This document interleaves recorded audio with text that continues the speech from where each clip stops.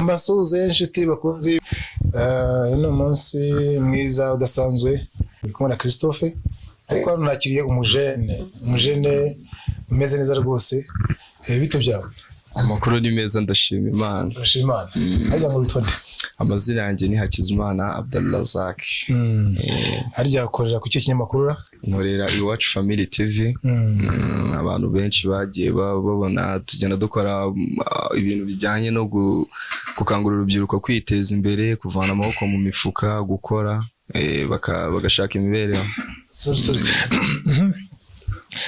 Okay, ubushize wakurikiranye ibiganiro byacu ngo ukurikirane ibiganiro byacu? Ibiganiro ndabikurikirana cyane bino biba bicengera mu idini cyane hagati bigacukumbura. Akenshi nkunda kubikurikirana nk'iyo maze kumva nyine ndangije nk'imirimo yanjye nta kintu kiri bunsterese nkavuga ati reka mbe ready nkurikirana ikiganiro ubu ngubu bashyizeho.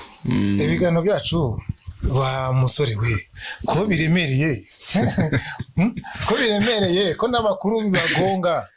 Ni gute rwose wubahutse ibiganiro byacu ko biremereye ko n'abakurage batabyumva? Erega buriya urubyiruko nitwe twakagombye kuba abambere mu gufata amasomo atangwa nk'uko nguko kurusha nabo ngabo bashesha akanguye, kubera yuko usanga ahanini ni twebwe bifitiye akamaro kuko nitwe Rwanda rw'ejo hazaza. Buriya iyo neza amatwi nk'icyo kiganiro njye nkacyumva nkabasha kucyumva andrect uko message yatanzwe biramfasha cyane kurusha ahubwo uko naba ndi mu zindi nzira.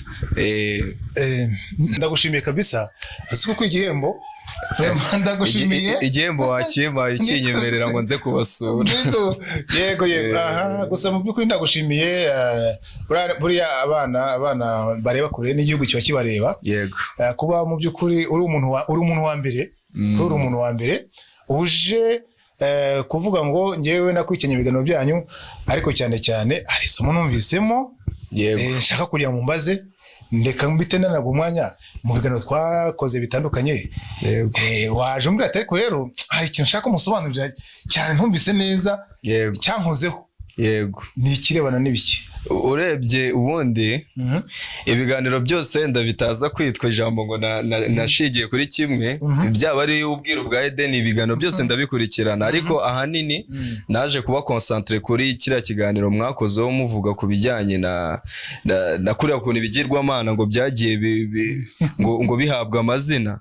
Ngeraho ngo numva ngo nyagasani ngende umuntu wundi mu gitondo mbyutse nyagasani Mana umfashe uyu munsi weze umbere w'umugisha umereze nihahogere ndonke. Ariko nza gusanga nyagasani ngiye nkoresha niyo mwe mwatangiye ubusobanuro birahabanye cyane, nta huriro, ntago bihura. Yego niho nagize ikibazo ndavuga bino bintu bizatuma ngiye mfata umwanya na approaching iyi TV ngene ngiye kuyisura tuganire. Hari wasanga hari urubyiruko turi mu kigero kimwe se cyangwa n'abandi banari hejuru yacu cyangwa hasi nabo batabashije byibura kureba n'icyo kiganiro. Niyo mpamvu navuze ati nzaza mbasure twongeye tukiganireho, n'utarabashije kugikurikirana byibura yongera abone uwo mwanya wo kugikurikirana ko ni inyigisho zikomeye ku rubyiruko rw'u Rwanda.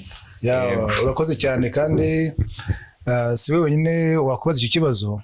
Hari umudogiteri wamvugisha no minsi yashize ubwo se ndanamusuhuje ambwira ati mu by'ukuri ndakurikiranye ibiganiro byawe, ariko nanjye isomo rya nyagasani nasanze naribeshye kabisa, nari kurikiranye gusa harimo ibibazo. Ati nkeneye uburyo bwimbitse, buriya ashobora no kuzansuhuza cyangwa akazanya nimero zawe wazumva ko uvugishije kabisa. Hari undi mu pase nawe kandi yize za theology yaravuze ati ejo narasenze mu gitondo kubera byanyuzuyemo mbimanye igihe nisanga mvuze ngo nyagasani ati mbita njugumira ati ndongera mpera kuri zero kuko yarangiyemo sibyo. Ati ariko nakurikiranye amasomo nuko bigenda bigira. So rero warumbajije urashaka kumenya ikibundi? Muri make ndashaka kumenya imva n'imvano ya nyagasani. Yese ijambo nyagasani nkuko nyine umuntu ashobora kwicaka gusesengurira ati Imana. Yego Imana muri make ndakavuga ati se Imana ni yaremye ibi yagize Imana nyine ukumva ko arayikubwiye yayivuye imuzi arayisesenguye. Ndashaka kumenya muri make nyagasani ijambo nyagasani hari ababizi nk'Imana. Hari nk'umuntu ngiye nk'ukuntu nabyumvaga no kuva kera nge nayo nzi yuko ubundi niba mvuze nyagasani mvuze Imana yanjye, mvuze iyo Mana yaremye byose. Ariko noneho ukuntu nge nabyumvishe nako reka ndeke kujyamo indani cyane, abadukurikiye baze kwiyumvira nabo ubwabo ibisobanuro biri bubahe. Urakoze cyane. Mu by'ukuri njye nkunda abajene nkamwe mukeye, sibyo? Yego. Dukoresha terime kurabagirana, hari umuntu abakeye ku maso, ariko akeye no mu bwonko, sibyo? Kubi ku mutima nibyo bisesekara ku munwa. Nzi neza ko hari abantu benshi cyane nanone bumva ibiganiro nk'ibi ngibi bagacaho ngo bigurukira kumva ni ibintu bitainteresa, ariko mu by'ukuri wa mugani wowe kuko mu by'ukuri uri umwana ureba kure, uri umujene ureba kure, niyo mpamvu muri iki kibazo. So rero yewe mu busanzwe uretse ibyo nagiye niga bijyanye n'amateka gutyo, nibanze ku kintu cyitwa ubushakashatsi, ariko ubushakashatsi nabugiyemo ari nk'impano irenze no kuba naragiye mbyigaho, sibyo? Ni nk'impano nagize, numva kabisa umwuka cyangwa se inspiration cyangwa se ihumekerwa ryo gushakisha cyane cyane nk'umwuko y'ibyo twemera. Yego. Ibintu bimazemo igihe we mbose nakita kinini cyane, ariko ngira ngo ubushakashatsi bitarajya no mu bitabo byasohotse hanze, twagiye tunyuza muri ntuzo zitandukanye, mu biganiro, mu maseminari twagiye dutanga guhera za 2010 gutyo. Yego. 2010 urumva atasize imyaka 10 hafi 14 gutyo. 14. Yego, sibyo? So rero ubundi ijambo nyagasani naje kurisesengura ndi kwiga inkomoko y'imyemerere mu isi. Yego. Ubundi imyemerere yaturutse hehe? Byaturutse hehe? Ubwo naje kureba ngo idini rya mbere ryavuye hehe, ryavuse riti. Numva n'amasomo maremare tutajya muri umunsi uko idini rya mbere ryaje, ngo tuzi Imana iri mu muntu, ubundi mushyira kugira ngo ayihimbaze. Mu Rwanda dukoresha ijambo ryitwa icyezamana, sibyo? Icyezamana. Yego. Isilamu bavuga kugaragira Imana, sibyo? Yego. N'ahandi bavuga kuyisenga, kugira gute ibintu nk'ibyo ngibyo. So rero yewe imisengere ya mbere yaje ite gutyo, hari ibyo abashakashatsi bavuze, hari iby'ibitabo bitagatifu bivuga, nabigiyemo. None sasa rero yewe ngenda ndeba mu bihugu, sanga uburyo imyemerere yagiye ivuka, byagiye rimwe na rimwe bikorwa bikaremwa n'abacurabwenge b'ibihugu. Yego. Ba kera bo mu mico. Urane ibihugu, imico, hari abantu bashyiragaho imirongo y'uburyo igihugu kizitwa, sibyo? Bagashyiraho inkomoko y'abantu, bakavuga ngo kamwe ntabwo turi abantu gutyo, dufite aho twaturutse. Yego. Hari n'imyemerere, hari n'imico ituranga, hari n'amategeko yabo bagenderaho. N'amategeko. Yego. Ubwo rero uko nagiye nsesengura imyemerere ya mbere, uyu urebye ubundi uko isi isobanura, ubundi ubuzima bwa mbere bukomoka nyine muri Adamu, muri Edeni, mu ngobyi ya Edeni, ariyo naje gusobanura. Ariko isi isobanura nk'icyitwa isi mu kampindura mibeho rya mbere, cyangwa se cyo bita mu Gifaransa civilisation ya mbere. Yego. Civilisation ya mbere ni civilisation sumerienne, iyo muri Sumeri cyangwa se Sama ya kera. Yego. Hari Sama ya kera ni ahantu hambere habereye isi mu kampindura mibereho, ahantu abantu batangiye kororoka, kudevelopa uburezi, ubumenyi, imyidagaduro, imikino, politike. Isi ya mbere. Ibi byatangiye mu 3100 mbere ya Yezu Kristo. Mbere y'ivuka rya Yezu Kristo. Niko tubara gutyo. Mbere y'ivuka rya Yezu Kristo, imyaka 3100. Aho rero niho uhera imyemerere ya mbere, nibwo uyibona. Ndavuga iyi si muri rusange. Uko yagiye yaduka, kugenda irakura, hanyuma civilisation sumerienne yaje kugwa nayo, sibyo? Igushijwe n'ubwami bwa Babiloni bwaje kuzaho, nibwo bwaje gukurikiraho, buraza buyobora isi. Nyuma buyoboye isi haza kuza ubwami bwayoboye isi bwitwa bw'Abagereki. Nyuma hakurikiraho ubwiswe ubw'Abaroma. Ubwo buje kurangira, niho haje kuzaho ikintu kimeze nka Union Européenne, Uburayi. Uyu munsi turi muri civilisation y'Abanyaburayi, niyo isi yose, kuko byose n'ubundi biri mu maboko yabo. Ariko nabyo sibyo byatangiye nk'ubwira urugendo rurerure. Ubwo rero buri shyanga, buri hugu buri bwoko buri karere naje gucukumira ngo bafitiye imyemerere basengaga izihe mana. Uyu munsi ni gute buri gihugu gifite imyemerere yaturutse hehe? Aho rero naje gukora ubushakashatsi imyizere y'Abanyafurika, ndangije nza mu karere k'ibiyaga bigari, hanyuma nze no mu gihugu cyacu cy'u Rwanda. Nsanga rero ijambo Gasani narisesenguye, nsanga hari inkoranyamagambo. Yego. Inkoranyamagambo yitwa Sumerian Lexicon. Sumerian Lexicon ni inkoranyamagambo, sibyo? Urumva no muri y'Abanyasumeri, y'ururimi rwa Sumeri rwavugaga 3100, sibyo? Mwisi icyo gihe cya mbere. Rero muri iyo nkoranyamagambo uzi ko Abanyamerika n'abahanga bacukumbura ibintu bya kera, bakoresha n'ibikoresho bya carbone 14, bari gukora ibintu bya excavation cyangwa se bya archaeology, sibyo? Gucukumbura ibintu bya kera. Hari abahanga badogitire mu bisigaratongo, sibyo? Mu bisigaratongo bagafata ikintu cyabaye mu myaka 5000 mbere ya Yezu Kristo, bakakidemontra neza, bakakigira gishya, bakerekana amateka y'icyo gihe bakoresheje nyine ibisigaratongo, sibyo? Abo rero nibo basesenguye ururimi rwa kera rw'icyo gihe, basanga nk'iyo nkoranyamagambo kuri page yaho ya 30, page ya 56 na page ya 90. Icyo gitabo iyo nkoranyamagambo uwo yanditswe niwo John Hararo na Ntuza. Dictionary yandikwa n'ishyirahamwe ry'abantu, ariko hakabaho uyoboye directinze iyo Ntuza iyo research. Iyo rero ni uwa conductinze iyo research nyine John Hararo. Ni kuri page ya 90 na 56 basobanuyemo ijambo Gasani. Gasani bamwita ko ari umugore. Yego. Umvugiye yuko Gasani baje kumuhuza n'Inana.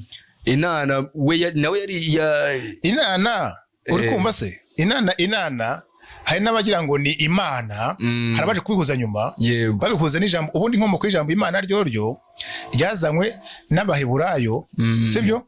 Abaheburayo bayoboye bigeze kwigarurira Misiri ya kera, bitwa Abahyksos. Abahyksos ni Abaheburayo bigeze kwigarurira iki? Ubwami bwa Misiri, sibyo? Bamaze kubwigarura bajya gute? Barabuyobora. Hama rero babuha umurage w'ijambo Imana ariyo Amena, sibyo? Iryo jambo Imana ni nabo barizanye ahangaha, sibyo? Noneho rero hari abantu bajya bahuza ijambo Inana na Amena, sibyo? Ariko sibyo, nubwo Inana ijya kumvikana nka Imana. Iyo Inana yaho ngaho ni nayo bita muri bayita hari muri akade nakubwiraga, niyo bita Ishtari, sibyo? Ishtari. Hari n'ahandi bayita n'amazina menshi cyane bagiye bayiha, reka tuzayidevelopa. Muri Roma niyo bitaga Venusi, mu Bugiriki bakayita Aphrodite. Abantu bazi muri za mythology, iyo ni Imana y'ingore muri rusange. Muri make ni Imana. Noneho rero uburyo yaje kujya mu Rwanda ni urugendo rurerure, sibyo? N'ubundi Abanyarwanda baturutse iyo yose, sibyo? Banyura mu Ntuza, bayizanye n'ahangaha mu buryo butemewe. Umuhanuzi Yeremiya, Imana igeze no kumwohereza muri Afurika, bazanye Gasani hano, bamuzanye mu Rwanda. Iyo ntago ari Imana. Bati mujye musenga Uwiteka wenyine, iyo Gasani ntago ari Imana. Ariko Abanyarwanda barangaje gute? Bayitsimbararaho, barayizana. Reka rero tudatinze rero mu Rwanda, kugira ngo ubwo tugiye mu mateka, kuko umwanya bari mutoya tuzongera no biba bikeneye, kuko hari nk'utuntu muba mugiye muzi twebwe urubyiruko tuba tutaragiye tumenyaho. Akenshi yagiye igorana. Impamvu yagoranye, Abanyarwanda mbere ntabwo bari bazi gusoma, sibyo? Kwandika no gusoma babyishijwe n'abakoloni. Abakoloni baje bigisha, bashinga ibigo by'amashuri bya mbere, sibyo? Ibigo by'amashuri bya mbere ari i Butare. Iryo shuri ryo muri Astrida rero ry'Indatwa, urumva niryo rya mbere bavuga ko bashinze. Hanyuma n'andi mashuri yandi yagiye ashingwa. Rero ikosa bakoze rikomeye cyane, banditse amateka yacu, sibyo? bayagoretse ni ibindi twazasesengura twitonze. Ko ubwo muri make n'amateka yacu ntabwo yanditswe n'abanyarwanda. Amateka ya mbere ntabwo yanditswe n'abanyarwanda. Hari mu gihe cy'abakoloni bari kuyandika banayagoreka, hari umwanditsi umwe mupadiri twita Alexis Kagame wanditse ibitabo bya mbere bisa nkaho bishingirwa mu mateka y'u Rwanda, witwa Alexis Kagame. Ibitabo bye byitwa Inganji Karinga, igice cya mbere cya kabiri. Niwe wagize amahirwe ndetse n'umwami Rudahigwa yahaye uburenganzira wa Alexis Kagame ngo ahure n'abiru bagende bamuha amakuru. Niwe wagiye rero wandika icyo gihe asa nk'ahangana n'abakoloni abitwa ba Jean Vansi n'abafurama b'ababirigi, gutyo bayacurika. Ariko kubera ibyo banditse ibitabo byinshi n'iki byaganjije noneho rero ibyo bitabo banditse byakiye n'ingoma ya Repubulika n'ubundi nayo yarangiritse yarangirijwe n'imyumvire, bakayibanda nabo bari barakiye ibitekerezo by'abakoloni bavuga ngo bagiye kwigubutura ingoma ngo y'abatutsi, bituma batega amatwi abakoloni n'ibyo kuko baje bavuga ngo aba bantu babayoboye imyaka ingana gutya ni abanyamahanga b'abahamite n'ikimwe nyamvuga mu byagano bindi. Rero bakibyo bintu babimira gutyo, niyo mpamvu igihugu cyaguye n'umwijima turimo. Noneho rero nyuma hari abagerageje gukosora none n'amateka rero. Noneho bajya gukosora amateka ko batazi imbere ibya mbere, bakavuga yuko ibya mbere ya Gihanga, bakavuga yuko kugira ngo dushakishe amateka y'igihugu reka tuyahere ku mugani w'impanuka. Umugani w'impanuka rero ubundi rero niho bavuga yuko abanyarwanda bakomotse mu ijuru, sibyo? Bakomotse ku mugabo witwa Shyerezo. Shyerezo rero afite abagore babiri, afite benshi, ariko hari uwitwa Gasani wari ingumba, sibyo?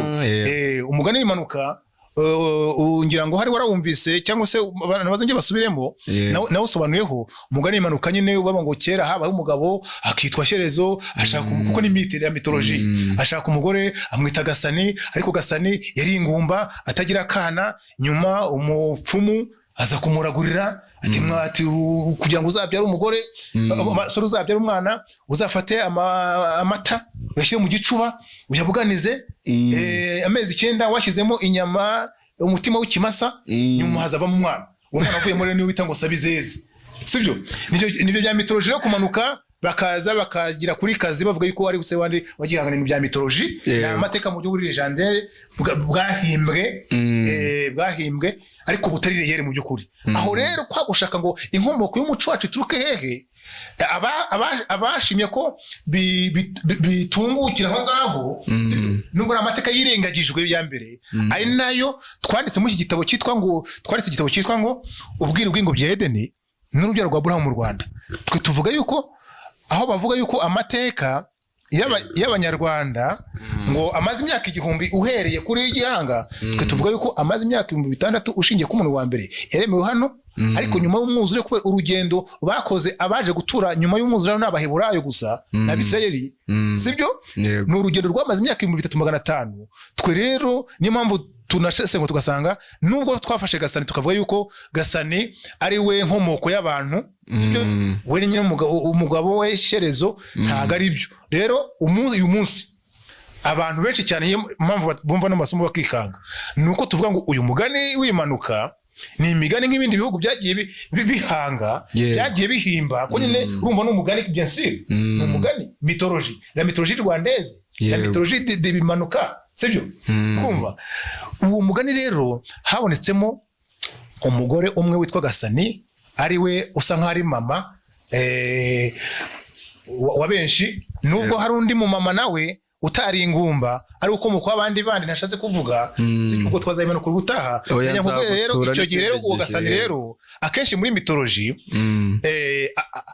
muri mythology habamo abantu bitwa Imana abantu, bitwa Imana abantu. Nujya muri za Misiri za kera nk'uwitwa Gilgamesh wahoza n'inkuge ya Nowa, Gilgamesh usanga ari Imana muntu. Rero na Gasani n'aba Shyerezo n'aba Kigore Sabizeze ngo saba izeze, naho bihure n'indagu. Y'indagu zaciyemo baba ngo zeze, inzuzi zeze, bamuriki baramufungura baba ngo zireze. Narabibonye uko kuze kuvuga ibintu by'umuco niyo bavuga rero indagu zaciyemo, bimeze neza. Ibintu byo muri mythology bifitanye isano n'ibyo bintu byo muri iyo mico ariko idafite inkomoko nziza kuko muri za mitoloji zadukanywe n'umugabo witwa Nimurodi wa kera cyane wa Babuloni ya kera cyane. So rero Gasani aza gufatwa ikintu gitera impungenge nyine n'ababijyamo senzi impamvu badashishoza nuko akenshi imana z'ingore zigira influence tuzagera muri Egiputa cyangwa se Misiri ya kera turebe akenshi imana z'ingore zigira influence nazo ziteza ibibazo mu isi. Nuko Gasani rero byaje kurangira bamukuye n'isengesho aho kugira ngo barikorere shyereza umugabo we barikorera imana z'ingore zigira imbaraga. Yego isengesho rya bene reka nzende isengesho rya bene Gihanga uko bivuga basenga ngo sekasega Gasani k'i Rwanda rusikira rugubwe neza. Yego n'isengesho ry'umuntu ku giti cye uzajye ku rubuga rwitwa Rutanga rw'amaboko avuga ko yuko ari we Nyagasani imandwa nkuru y'u Rwanda. Noneho rero akaba ari we nyine asenga byuka asenga Gasani. Noneho rero kugira ngo ubijambo Nyagasani ko ginjire rero mu bitabo bitagatifu. Hanyuma umbaze ikintu ushaka ariko twihuze muri imanizime imanizime harimo ijambo imana mu muco gakondo w'abanyarwanda. Yego baravuze ngo iyi Gasani yacu ubwo abakoloni baje sibyo bakaba bashaka kutuzanira indi mana yitwa za Mungu niki reka tubashuke n'ubundi muri kiliziya tuzatugenda ngo muri kiliziya ndahazwa natanga sominango kiri kucyumva. Yego ndiko kiliziya ndahazwa natanga sominango ni ukuvuga ngo reka mbe nakira ibintu byanyu ariko n'ubundi ngeri wacu mfite imana yanjye mfite imana yanjye. Babwo abazungura bati rero bati uwo Yezu wanyu Yezu bati ni Nyagasani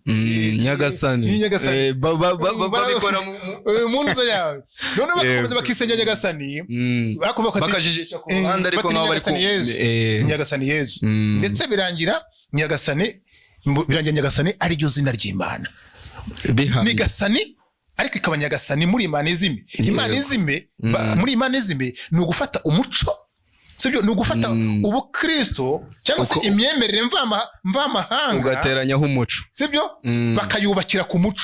Yego ndi kubyumva uri kumva ni ugufata imana ni ugufata imyemerere ivuye ahandi ikazi kubakira kuri wa muco kugira ngo muri imanizime ni ukugira ngo umuco utagiye gute utanyeganyega. Yego sibyo utanyeganyega. Ari cyanditswe kimwe bitwaje cyo muri Matayo kivuga ngo Yesu uravuze ngo ntabwo ngo naje ngo kuvanaho ngo ntabwo naje guhindura ibyanditswe ngo naje ngo kubyuzuza ariko n'umurongo bababeshya naho Yesu yavuze ngo sinaje gukuraho amategeko ngo naje kuyasohoza. Yego bavuze ngo ntabwo Yesu ngo yaje guhunganya ibyo twizeraga ahubwo ngo yaje kubikompleta. Rero muri make ahubwo yaje gushimangira Gasani wacu birangiye Gasani ahindutse Nyagasani ari we Yesu. Noneho rero n'aba Yehova baje yitwa Yehova Nyagasani na Isilamije iba Nyagasani Allah. Nuko Nyagasani rero byarangiye avuye mu gitabo cy'umuco muri imanizime ni umuco n'ubundi winjiza mu bitabo bitagatifu. Yego ikibazo rero abenshi iyo basenga n'uwo Nyagasani ntago babazi ko ari gusenga umugore kuko n'ubundi nicyo kibazo nayo ngiye kubaza ni ese abo banyamadini cyangwa se abo bayobozi b'amadini ko basenga bo baba babizi neza ko iyo barimo barasenga babanzaho Nyagasani bo nta enosiyo babifiteho yuko baba barimo bararamya ikigirwamana cyangwa nabo ntago ubwo bumenyi babufite. Reka nkwibwirire mwana bamujenewe mwana w'i Rwanda kandi mwana w'Imana sibyo. Yego iki gihugu cyagize ibibazo bikomeye cyane sibyo. Yego aho imyemerere yacu ifite ikibazo n'abanyedini bakaba babyemera. Ejo bundi 2014 abanyedini bahuriye kuri Stade Amahoro ariko bamaze iminsi 3 bari i Musanze bari bagiye Musanze bavuye mu mujyi wa Kigali kuko bari bamaze iminsi babazwa ngo ni gute ubundi jenoside yashobotse mu gihugu cy'abemera Imana hafi 100%. Sibyo icyo gihe bari bahuye n'abakristo sibyo n'abakristo icyo gihe bari bahuye bari bahuriye Musanze ariko icyo gihe ministre ntuza ura ministre Musa Fazili niwe wari uhari ari kumwe nabo arababwira ngo umuntu uzarwanya dekarasiyo y'umukozi Imana izamurwanya kuko bose bari bahurije hamwe Musa Fazil wari musanze ari kumwe n'abanyedini. Noneho rero icyo gihe barimo bavuga ni gute abayuntu bacu baguye, ni gute umuyobozi w'idini wishe umuyoboke we, umuyoboke agafata umuhoro akica umuyobozi w'idini, jenoside igashoka mu gihugu cy'abemera Imana kuri akageni.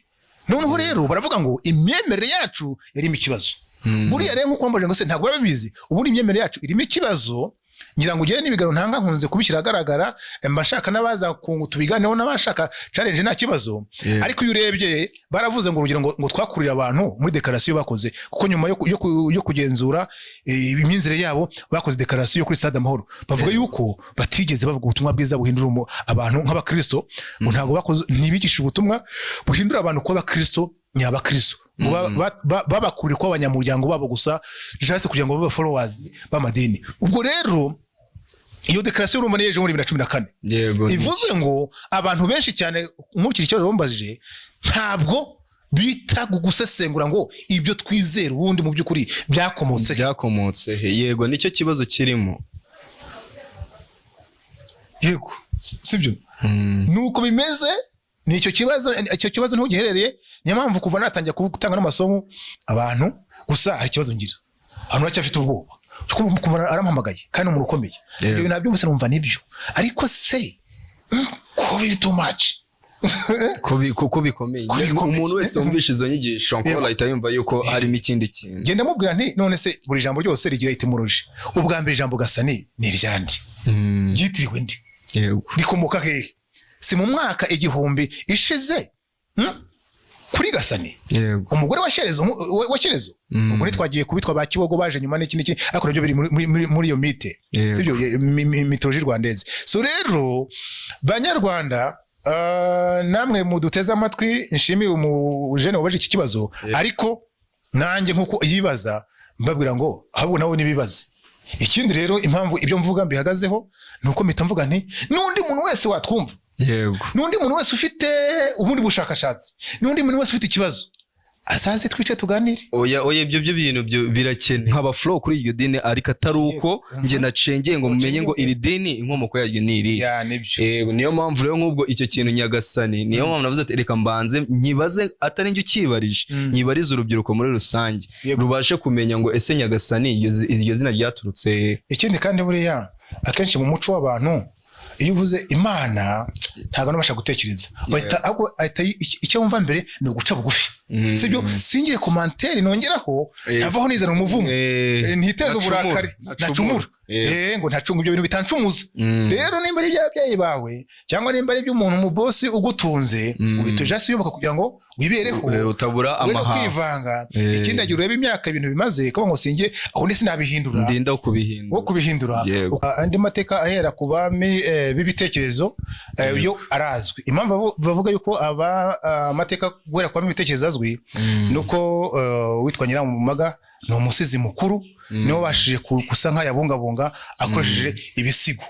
None icyo gikiriro bivuye yuko ubwo bahataga ibibazo nyine abarimu bahataga ibibazo abo bayobozi bacu, barababwiye ngo undi muntu wese, sibyo, mu gihugu dufunga urubuga, undi muntu wese uzabona ihishurirwa, sibyo, cyangwa se uzabona ubushakashatsi bwerekana Roma inkomoko y'Abanyarwanda, turede kumwakira.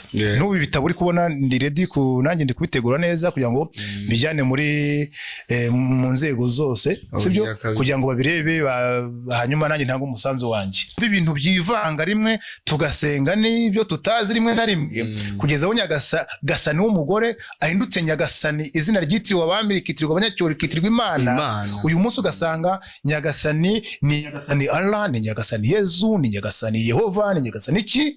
Abantu ntabwo bazi ko ari umugore ukigirwa Imana basenga ngo riryoshye. Iri somo ko ari cyane, hari ikintu ushaka kumbaza? Nta kindi, reka mboneraho kubwira abakunzi ba Iwacu Family TV, uyu ni umunsi dufata tugasura umuntu tukagira ngo tubagezeho bimwe mu bintu biba byaragiye bikusangwa cyangwa se bigakorerwa ubushakashatsi muba mutaragiye mumenya, ibijyanye n'imyemerere, haba mu bijyanye no mu buzima busanzwe, byose biba biriho. Mwakoze kudukurikirana, mugire ibihe byiza. Wakoze kandi umugabo pe.